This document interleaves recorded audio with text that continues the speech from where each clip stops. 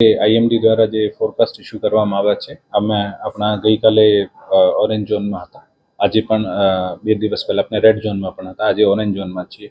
હું જિલ્લાના તમામ નાગરિકોને વિનંતી કરું છું કે જેટલા પણ જલાશય છે આનાથી દૂરી બનાવીને રાખે અને જેટલા પણ ડેમના ગેટ છે, ડેમના નીચાણવાળા વિસ્તાર છે, ત્યાંથી જ્યારે પણ પાણી છોડવામાં આવે ત્યાં અને ડેમના નજીક જવું નહીં.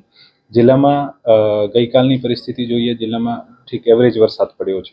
લગભગ દરેક તાલુકામાં સારું વરસાદ પડ્યો છે.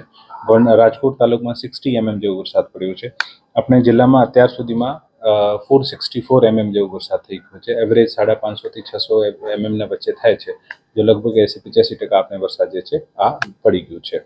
આનું જે પત્રક છે હું આપને શેર કરી દઈશ. ડેમની પરિસ્થિતિ જોઈએ તો આજે આપણા જિલ્લામાં મોજ ડેમ જે છે 100% ભરાઈ ગયું છે.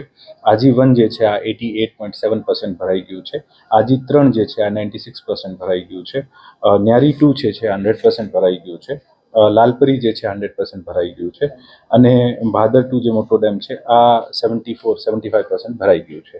આમ જિલ્લામાં ટોટલ ડેમ્સ જે છે આપણા 27 ડેમ છે, આમાં ટોટલ 67% ભરાઈ ગયા છે.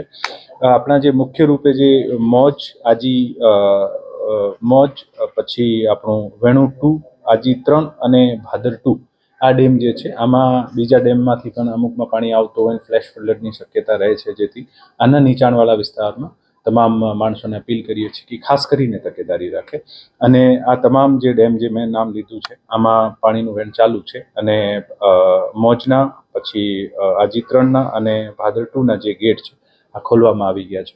તો જ્યારે પણ આનું પાણીનો નિકાસ થતો હોય, તમામ જે પણ નગરજનો છે, ગ્રામજનો છે આના વિસ્તારમાં આવતો હોય અને દૂર રહેવા વિનંતી કરું છું.